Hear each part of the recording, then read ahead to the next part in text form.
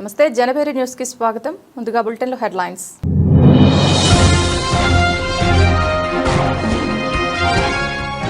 Davos లో 4 రోజుల పాటు వరల్డ్ ఎకనామిక్ ఫోరం సదస్సు పాల్గొన్న ముఖ్యమంత్రి చంద్రబాబు నాయుడు.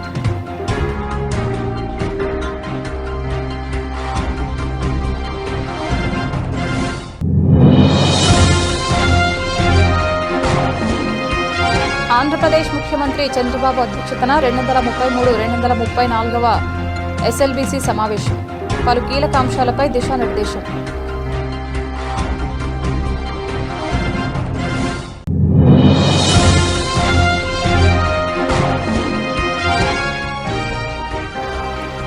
కనకదుర్గమ్మను దర్శించుకున్న హోంశాఖ మంత్రి వంగలపూడి అనిత. ఆలయ మర్యాదలతో స్వాగతం పలికి అమ్మవారి దర్శన ఏర్పాట్లు.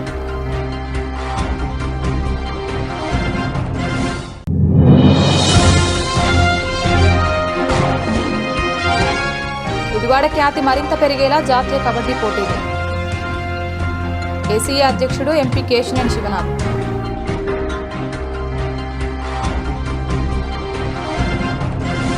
దావోస్లో 4 రోజుల పాటు వరల్డ్ ఎకనామిక్ ఫోరం సదస్సులో పాల్గొన్న ముఖ్యమంత్రి చంద్రబాబు నాయుడు గారు శుక్రవారం ఉదయం అమరావతికి చేరుకున్నారు. ఈ సందర్భంగా ముఖ్యమంత్రి చంద్రబాబుకు సీఎస్ విజయానంద్ గారు, మంత్రులు, ఎమ్మెల్యేలు, పార్టీ నేతలు స్వాగతం పలికారు.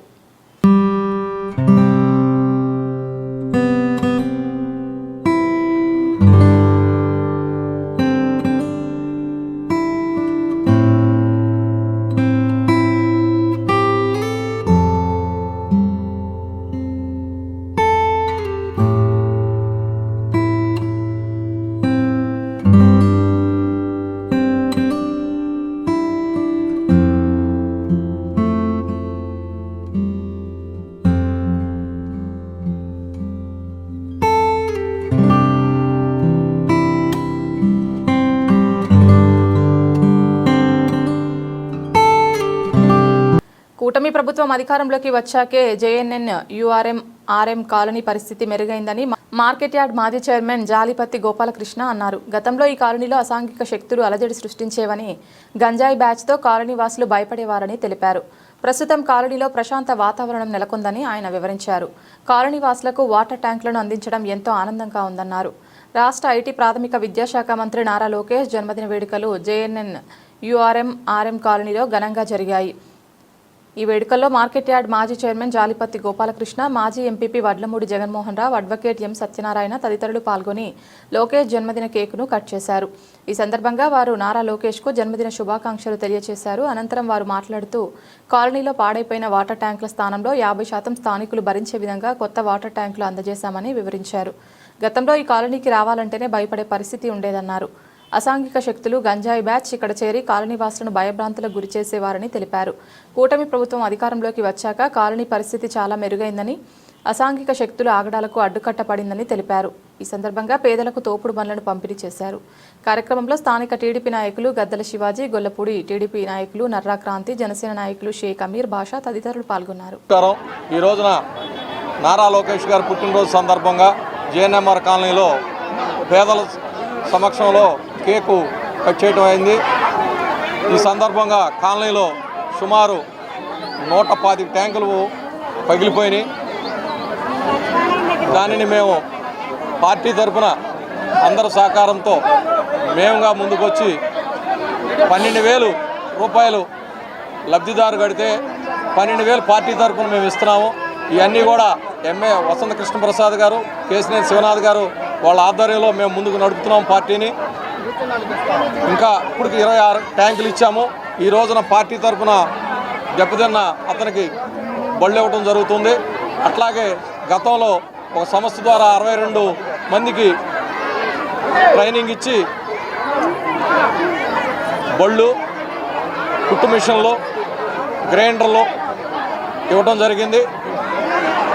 ఇట్లాగే మేము పోయిన సంవత్సరం పాపకి సంవత్సరానికి లోకేష్ పుట్టినరోజున 5,000 ఇస్తామనడం జరిగింది.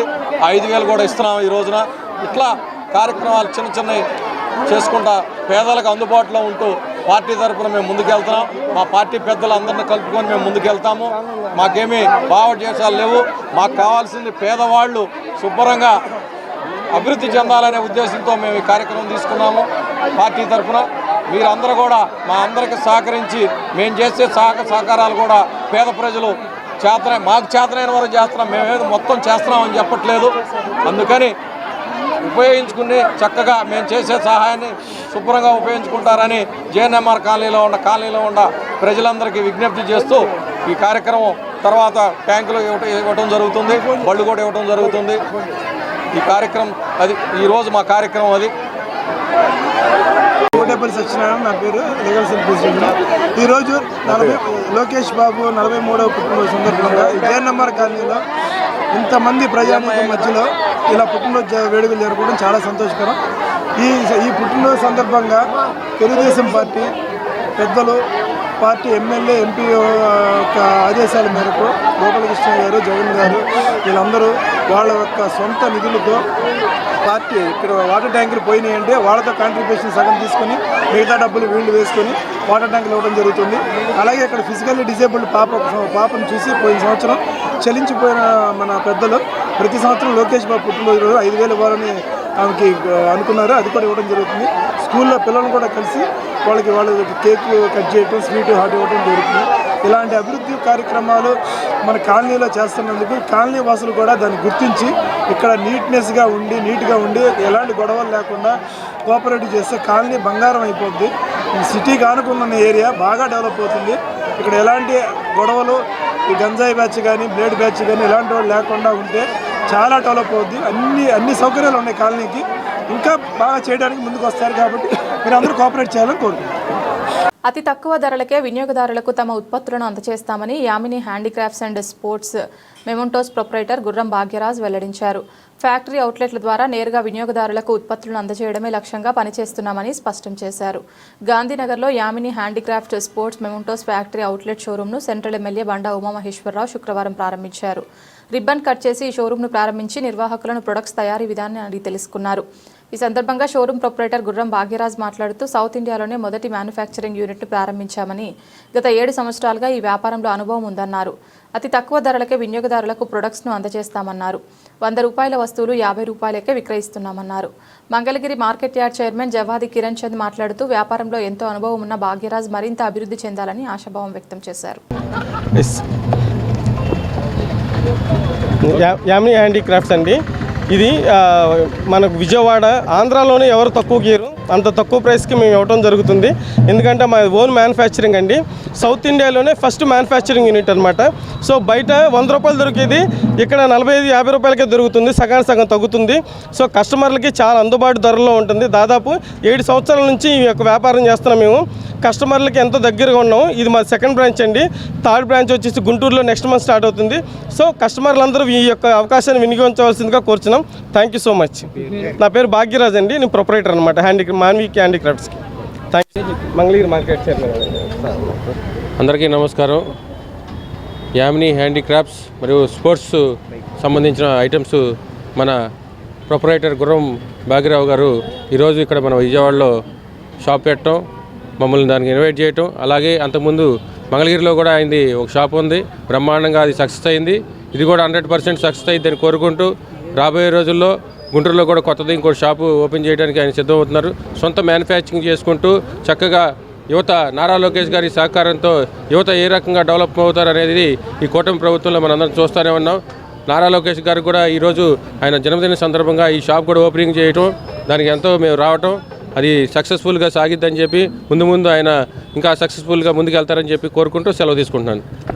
ఆంధ్రప్రదేశ్ ముఖ్యమంత్రి నారా చంద్రబాబు నాయుడు అధ్యక్షతన 233-234వ ఎస్ఎల్బీసీ సమావేశం శుక్రవారం జరిగింది. ఏపీ సచివాలయంలో జరిగిన ఈ సమావేశంలో అధికారులకు సీఎం చంద్రబాబు పలు కీలక అంశాలపై దిశానిర్దేశం చేశారు. ఆంధ్రప్రదేశ్ ముఖ్యమంత్రి నారా చంద్రబాబు నాయుడు అధ్యక్షతన 233-234వ ఎస్ఎల్బీసీ సమావేశం శుక్రవారం జరిగింది.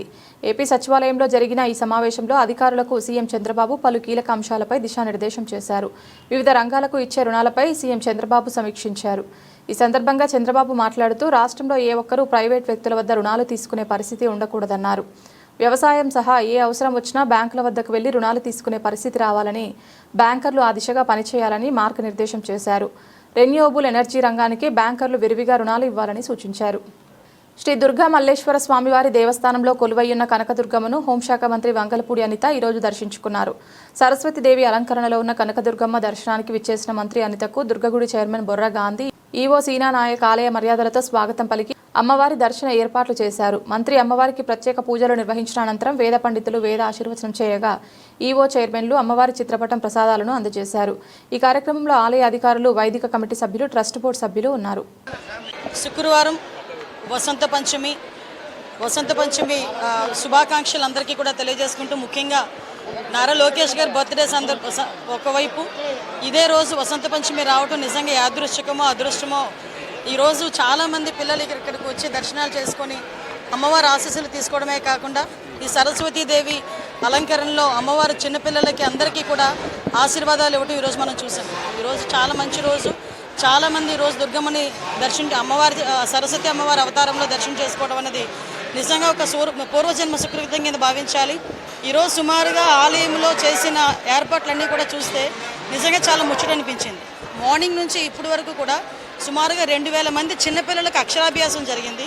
సరస్వతి అమ్మవారి అవతారంలో 5వ ఫ్లోర్లో ఒకటి పెట్టి ఆ ఎదురుగా తల్లిదండ్రులు వాళ్ళ ఒళ్ళోనే కూర్చోబెట్టుకొని అందరికీ కూడా అక్షరాభ్యాసాలు చేసే కార్యక్రమాన్ని కూడా ఈరోజు ఈవో గారు, చైర్మన్ గారు ప్రత్యేకంగా శ్రద్ధ తీసుకుని దీన్ని పెట్టడం అనేది నిజంగా చాలా శుభపరిణామం కింద భావించాలి. అదేవిధంగా ఈరోజు చాలామంది స్కూల్ పిల్లలు, కాలేజ్ పిల్లలు కూడా ఇక్కడికి వచ్చి అమ్మవారిని దర్శించుకొని రాబోయే ఎగ్జామ్స్లో వాళ్ళు మంచి పర్సంటేజ్తో ఉత్తీర్ణత కావాలని వాళ్ళందరూ కోరుకోవడం, అమ్మవారి ఆశీస్సులు కూడా మంచిగా ఇవ్వడం జరుగుతుంది. అందరికీ కూడా అమ్మవారి ఆశీస్సులు ఉండాలని మనస్ఫూర్తిగా కోరుకుంటున్నాను.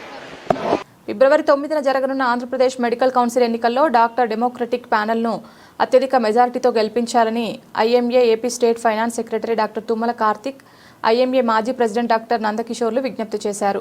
ప్యానెల్ సభ్యులందరూ నామినేషన్ వేస్తున్నట్లు స్పష్టం చేశారు. డాక్టర్ డిమాండ్ సమస్యలు పరిష్కారం చేయడానికి కృషి చేస్తామని చెప్పారు.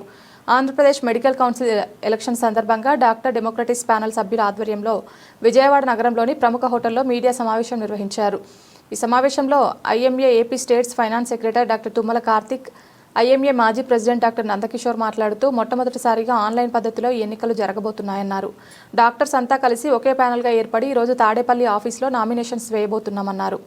ఏపీఎంసీ ఎన్నికల్లో మా ప్యానెల్ ద్వారా మొత్తం 13 మంది పోటీ చేయడం జరుగుతుందన్నారు. ఈ ఎన్నికలు ఫిబ్రవరి 9వ తారీఖు నుండి ఉదయం 9 గంటల నుంచి సాయంత్రం 5 గంటల వరకు ఆన్లైన్ పద్ధతిలో జరుగుతాయని, గతంలో డాక్టర్స్ ఎదుర్కొంటున్న సమస్యలపై పనిచేస్తామని, తమ ప్యానెల్ను గెలిపిస్తే ఇంకా ఎన్నో సేవలు చేస్తామని, డాక్టర్ సమస్యల పరిష్కారానికి పనిచేస్తామన్నారు. ఈ ప్రింట్ అండ్ ఎలక్ట్రానిక్ మీడియా సమావేశానికి వచ్చినందుకు కృతజ్ఞతలు.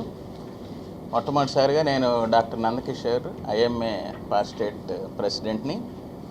సో ఇవాళ మనకి ఆంధ్రప్రదేశ్ మెడికల్ కౌన్సిల్ ఎలక్షన్స్ ఫిబ్రవరి 9వ తారీఖున జరగబోతున్నాయి. సో ఇది మొట్టమొదటిసారిగా మన రాష్ట్ర విభజన జరిగినాక మొట్టమొదటిసారిగా ఆన్లైన్ పద్ధతి ద్వారా ఎలక్షన్స్ మెడికల్ కౌన్సిల్ ద్వారా నిర్వహించబడుతున్నాయి. అలానే చూస్తే ప్రతి డాక్టరు మెడికల్ కౌన్సిల్లో రిజిస్ట్రేషన్ చేసుకొని 5 సంవత్సరాలకు ఒకసారి రెన్యువల్ చేసుకొని ప్రాక్టీస్ చేయడానికి అర్హులవుతారు. దీనిలో ఎవరైతే ఎంబీబీఎస్ ఇవన్నీ చేసిన డాక్టర్స్ మాత్రమే ఏపీఎంసీలో మెంబర్స్గా ఉంటారు.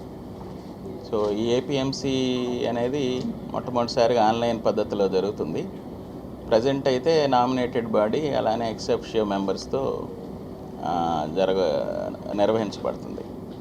సో మొట్టమొదటిసారిగా ప్రభుత్వానికి ధన్యవాదాలు. ఎందుకంటే ఆన్లైన్ పద్ధతిలో పారదర్శకంగా డెమోక్రసీని, ప్రజాస్వామ్యానికి పరివర్తించే విధంగా ఎలక్షన్స్ నిర్వహించడానికి వారు ముందుకు వచ్చారు. ఇక్కడ ఉన్న మిత్రులందరం ఏంటంటే వివిధ మీడియా మిత్రులందరికీ స్వాగతం. నేను doctor Karthik, IMA state finance secretary. ఇప్పుడు ఆంధ్రప్రదేశ్ మెడికల్ కౌన్సిల్కి ఒక కంటెస్టెంట్గా ప్యానల్ ద్వారా, డాక్టర్స్ డెమోక్రటిక్ ప్యానల్ ద్వారా వెళ్ళటం జరుగుతుంది.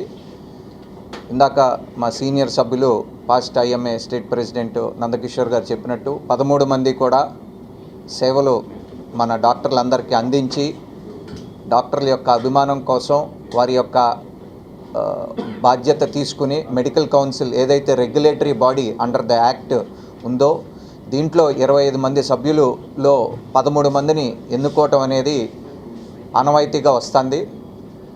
మన రాష్ట్ర విభజన అయిపోయిన తర్వాత మొదటిసారి ఇట్లా మెడికల్ కౌన్సిల్కి ఎలక్షన్ జరగటం చాలా మంచిది.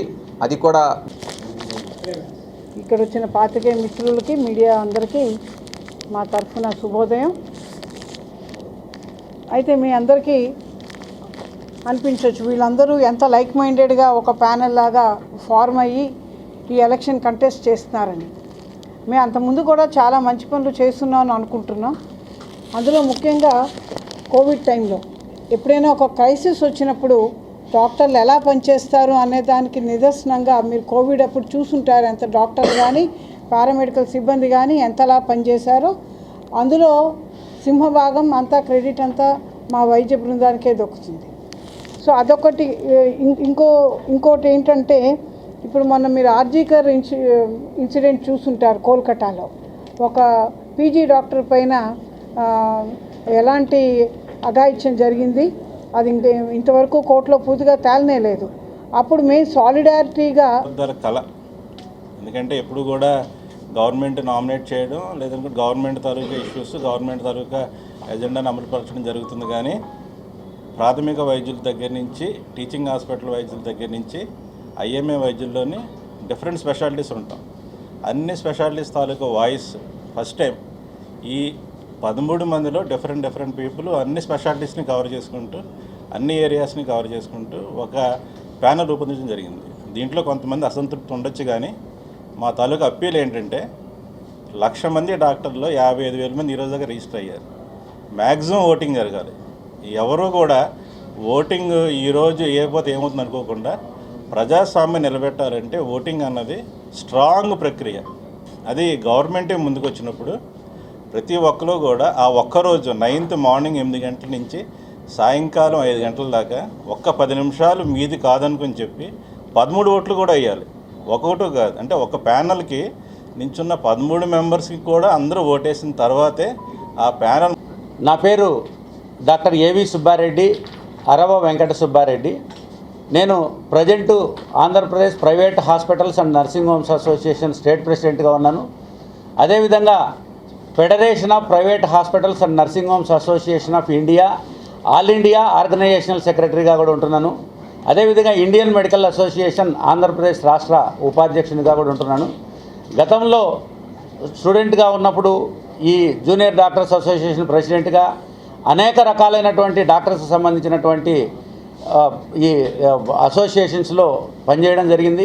ఇక్కడ ఉన్న మా డాక్టర్స్ డెమోక్రటిక్ ప్యానల్ సభ్యులందరూ కూడా ఈ డాక్టర్స్ డెమోక్రటిక్ ప్యానల్ నుంచి పోటీ చేసేటటువంటి అందరూ కూడా ప్రతి ఒక్కరు కూడా వాళ్ళ జూనియర్ డాక్టర్లుగా ఉన్నప్పుడు జూనియర్ డాక్టర్ల అసోసియేషన్ లీడర్లుగా జూనియర్ డాక్టర్ల కోసం సమస్యల కోసం పోరాడి ఈరోజు జూనియర్ డాక్టర్లకు ఏదైతే మెరుగైనటువంటివి ఉన్నాయో అవన్నీ కూడా ఇక్కడున్నటువంటి డాక్టర్లు జూనియర్ డాక్టర్లుగా ఉన్నప్పుడు పోరాటం చేసి సాధించినటువంటి ఫలితాలే.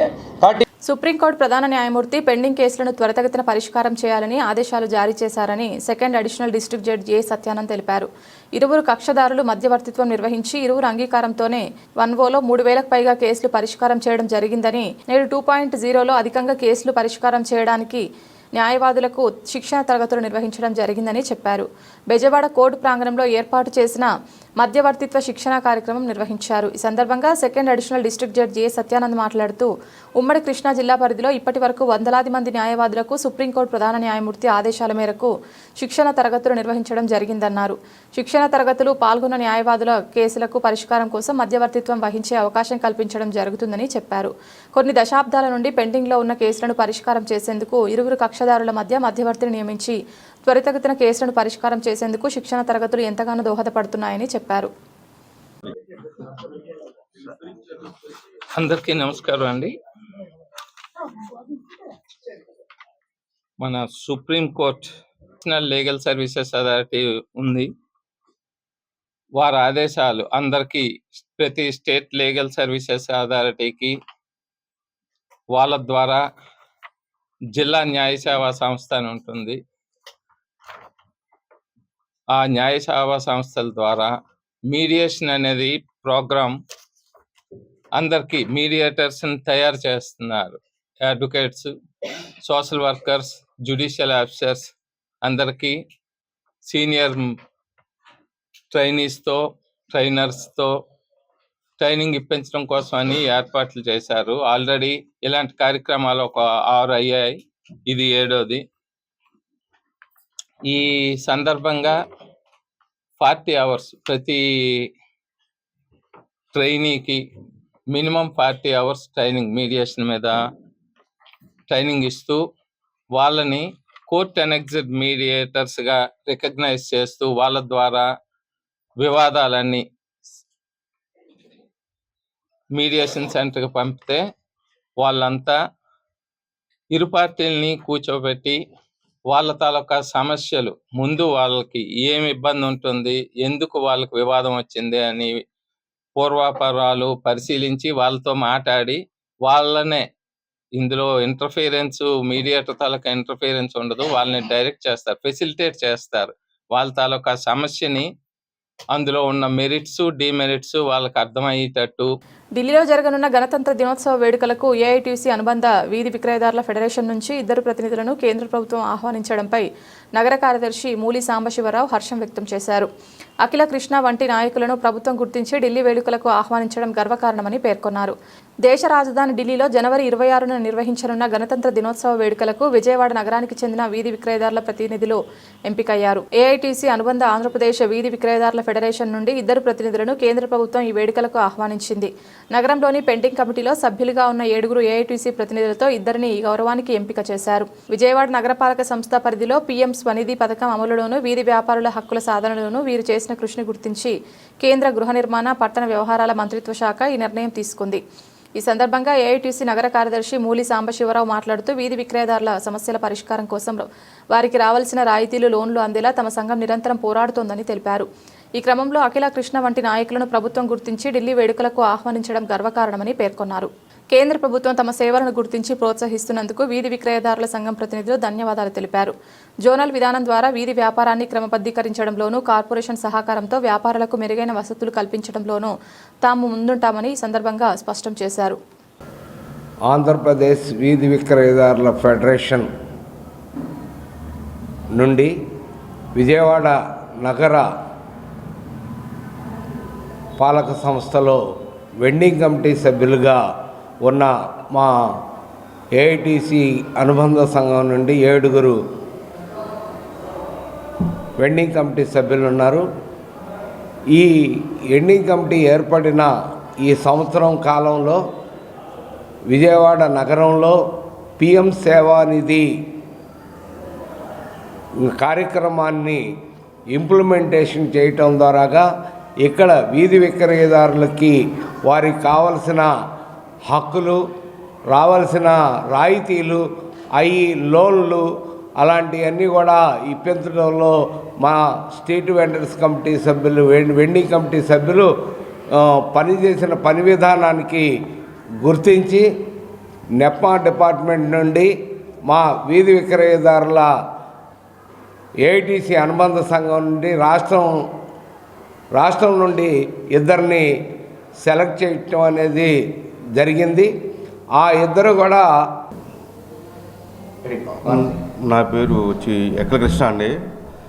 వీధి విక్రయదారుల కార్మిక పరిరక్షణ నుంచి విజయవాడ నగర సభ నుంచి మాట్లాడుతున్నాం. ఏఐటీసీ అనుబంధం సంస్థగా వర్క్ చేస్తూ అలాగే టౌన్ వెండింగ్ కమిటీలో మెంబర్గా పనిచేస్తూ అలాగే ఇప్పుడు మనకు రావాల్సిన వీధి విక్రయదారులకి ఏ సౌకర్యాలు ఉండాలో దాంట్లో భాగంగా నేను ఒకరిని. దానికి కార్యక్రమాలు పిఎం సేవనిధిగా మనకి ఆపర్చునిటీ ఇచ్చారు సెంట్రల్ గవర్నమెంట్ నుంచి. దాంట్లో బాగా పనిచేసి దాంతోపాటు స్ట్రీట్ వెండర్గా చిరు వ్యాపారస్తులకు ఏదైతే హక్కులు ఉన్నాయో దాని మీద పోరాటానికి చేస్తూ జోన్ల విధానంగా మన కార్పొరేషన్ వాళ్ళు ప్రకటిస్తే దానికి కట్టుబడి దాన్ని జోన్ల విధానంగా క్రమబద్ధీలో పాల్గొంటూ అలాగే వాడు ఇచ్చే లోన్లకు కానీ సదుపాయాలకు కానీ మేము తోడ్పడుతూ ఈ కార్యక్రమాలు చేపడుతున్న కార్యక్రమంలో మన పైనుంచి సెంట్రల్ గవర్నమెంట్ నుంచి వచ్చిన రాష్ట్రపతి గారి పిలుపు ఆహ్వానం రావడం నాకు గర్వనీయంగా ఉంది.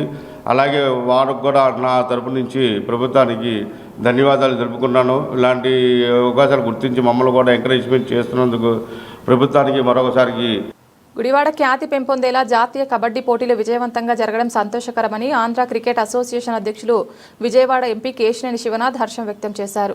పట్టణాలు అభివృద్ధి చెందాలన్న ఆకాంక్షతో మంత్రి లోకేష్ ఇచ్చిన అవకాశాన్ని టోర్నమెంట్ విజయవంతంతో గుడివాడ ప్రజలు సద్వినియోగం చేసుకున్నారని కొనియాడారు. గుడివాడ ఎన్టీఆర్ స్టేడియం ప్రాంగణంలో గత 5 రోజులుగా జరుగుతున్న 69వ national school games federation under 14 బాలికల జాతీయ కబడ్డీ పోటీలు విజయవంతంగా ముగిశాయి. శుక్రవారం జరిగిన ఫైనల్ పోటీల్లో హిమాచల్ ప్రదేశ్ జట్టుపై హర్యానా జట్టు విజయం సాధించి ప్రథమ స్థానంలో నిలువగా హిమాచల్ ప్రదేశ్ ద్వితీయ స్థానంతో సరిపెట్టుకుంది. 3-4 స్థానాలకు జరిగిన పోటీల్లో తమిళనాడు జట్టుపై మహారాష్ట్ర జట్టు విజయం సాధించింది. ఈ final match MP Kesineni Sivanath ముఖ్య అతిథిగా హాజరయ్యారు. ఎంపీ కేశినేని శివనాథ్ ముందుగా క్రీడాకారులను పరిచయం చేసుకుని ఫైనల్ పోటీలను ప్రారంభించారు. ఫైనల్ పోటీలను తిలకించేందుకు వేలాదిగా ప్రేక్షకులు, విద్యార్థులు హాజరయ్యారు. విద్యార్థులతో కలిసి ఎంపీ కేశినేని శివనాథ్, ఎమ్మెల్యే వెనిగండ్ల రాము, మాజీ ఎమ్మెల్సీ టీడీపీ రాష్ట్ర ప్రధాన కార్యదర్శి Budda Venkanna, AP state warehousing corporation chairman Ravi Venkateswararao match తిలకించడంతో పాటు క్రీడాకారులను ప్రోత్సహించారు. ఈ సందర్భంగా ఎంపీ కేశినేని శివనాథ్ మాట్లాడుతూ గుడివాడ లాంటి చిన్న పట్టణంలో జాతీయ క్రీడలు విజయవంతంగా జరగడం సంతోషకరమన్నారు. గుడివాడలో జాతీయ క్రీడలకు అవకాశం ఇచ్చినందుకు మంత్రి నారా లోకేష్కి ధన్యవాదాలు తెలిపారు. ఎమ్మెల్యే రాము విజ్ఞప్తి మేరకు స్టేడియంలో క్రీడల అభివృద్ధికి గుడివాడలో 6 ఎకరాల్లో క్రికెట్ పిచ్ ఏర్పాటు చేస్తామని ఎంపీ కేశినేని శివనాథ్ హామీ ఇచ్చారు.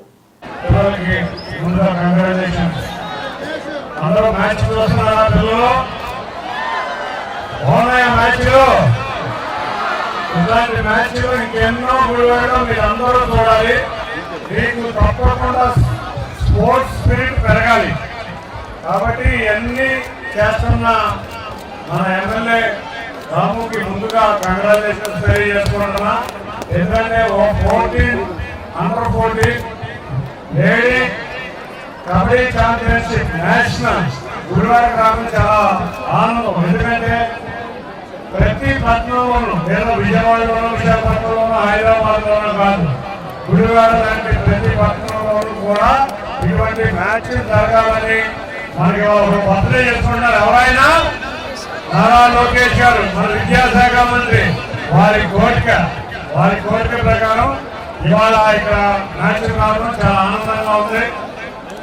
ఒక చదువుకున్న వ్యక్తి, ఒక గుడివాడ మీద ప్రేమ ఉన్న వ్యక్తి, ఒక ఎమ్మెల్యే అయితే ఏ విధంగా నగరం అభివృద్ధి చెందుతుంది, క్రీడలు అభివృద్ధి చెందుతుంది అనే దానికి తార్కాణం మన రాము. అవునా? తప్పకుండా అటువంటి వ్యక్తి చేతిలో మనకి 11 ఎకరాలు ఒక దేవాలయ భూమి దాన్ని క్రికెట్ పిచ్ కింద మనకు మార్చి పెట్టమని చెప్పేసి ఇప్పుడే రిక్వెస్ట్ చేస్తున్నాం.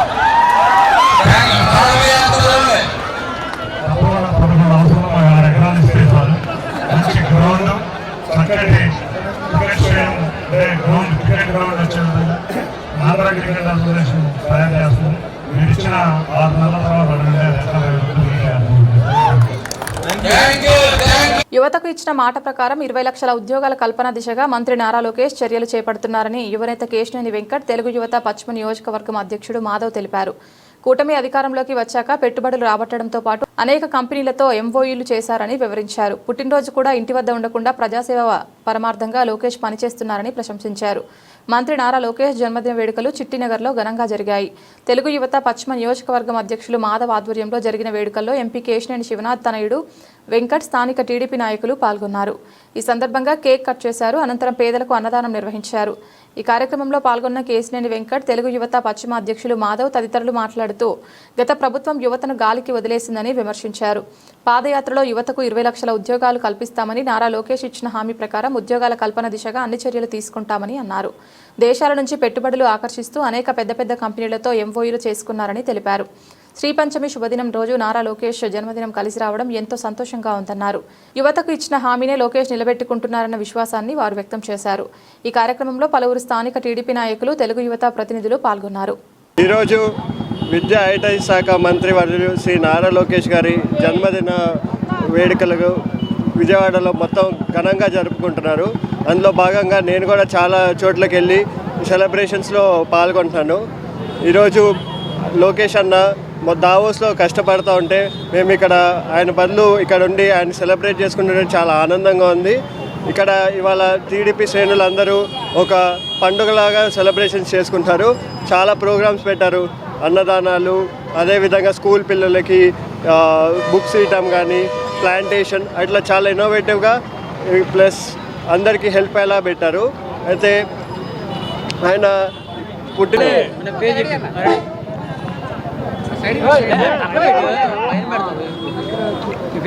నా పేరు మాధవ్ అండి, పశ్చిమ తెలుగు యువత అధ్యక్షుడిని. ఈరోజు మా యువ నాయకుడు నారా లోకేష్ బాబు గారి జన్మదిన సందర్భంగా మా విజయవాడ పార్లమెంట్ సభ్యులు కేసీఆర్ శివనాథ్ చిన్ని గారి సూచనతో చిట్టినగర్ రామచంద్ర డివిజన్ వద్ద శ్రీగౌతమ్ స్కూల్ దగ్గర భారీగా అన్నదానం ఏర్పాటు చేయడం జరిగింది. ఈ కార్యక్రమానికి ముఖ్య అతిథిగా మా విజయవాడ పార్లమెంట్ సభ్యులు తనయుడు మా కేసీఆర్ వెంకట్ గారు వచ్చి ఆయన చేతుల మీద అన్నదాన కార్యక్రమం జరుగుతుంది. యువ నాయకుడు అయినటువంటి మా నారా లోకేష్ గారు చాలా కష్టపడుతుండే ఈ చిల్లర రాజకీయం చేస్తున్నారు వైసీపీ వాళ్ళు. మేలు పెట్టడం కంపెనీ అంటే యువతని ఇంకా వాళ్ళ 5 ఏళ్ళు గవర్నమెంట్ యువతకి ఏ ఉద్యోగం ఇవ్వకుండా 2,30,000 ఉద్యోగాలు ఇస్తానని చెప్పి ఏదైతే పోస్టులు ఇస్తానని చెప్పి మోసం చేసి గద్దెనెక్కి జగన్మోహన్ రెడ్డి. అందరికీ నమస్కారం. ఈరోజు యువ నాయకులు యువనేత నారా లోకేష్ అన్న జన్మదిన సందర్భాన్ని పురస్కరించుకొని ఈరోజు చిట్టినగర్ పరిధిలోని పశ్చిమ నియోజకవర్గ తెలుగు యువత అధ్యక్షులు ఆర్ మాధవ ఆధ్వర్యంలో ఈరోజు ఇక్కడ ఘనంగా అన్నదానం నిర్వహించడం జరుగుతూ ఉంది. మరి చూసుకుంటే ఈరోజు ఎంతో చాలా గొప్పమైన రోజు. ఈరోజు విద్య అభ్యసించే రోజుగా దినంగా ఈరోజు అమ్మవారి గుడిలోని ఈరోజు పిల్లలందరికీ విద్యాభ్యాసం చేయడం, ఈరోజు మా యువనేత నారా లోకేష్ అన్న గారి పుట్టినరోజు రావడం కూడా ఈరోజు మా అదృష్టంగా భావిస్తూ ఉన్నాం. ఈరోజు మా వెంకటబాబు గారు అన్నట్టుగా ఈరోజు దావోస్లో పెట్టుబడులు తీసుకురావడానికి పారిశ్రామికవేత్తలని తరలించడానికి రాష్ట్ర అభివృద్ధి కోసం ఈరోజు నడుంకట్టి ఈరోజు దావోస్లో ఆయన పుట్టినరోజు కూడా కుటుంబ సభ్యుల మధ్య లేకుండా ఈరోజు అక్కడ ఉండి. బులెటిన్ ముగించే ముందు హెడ్లైన్స్ మరొకసారి.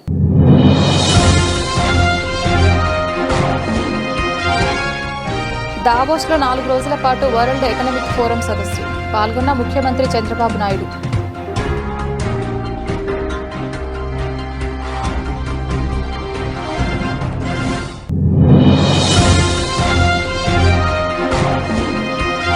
ఆంధ్రప్రదేశ్ ముఖ్యమంత్రి చంద్రబాబు అధ్యక్షతన 233-234వ ఎస్ఎల్బీసీ సమావేశం. పలు కీలక అంశాలపై దిశానిర్దేశం.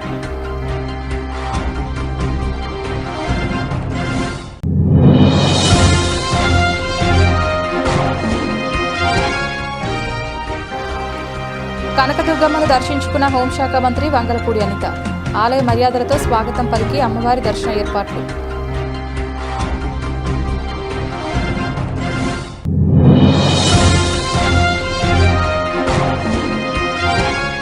గుడివాడ ఖ్యాతి మరింత పెరిగేలా జాతీయ కబడ్డీ పోటీలు. ఏసీఏ అధ్యక్షుడు ఎంపీ కేశినేని శివనాథ్.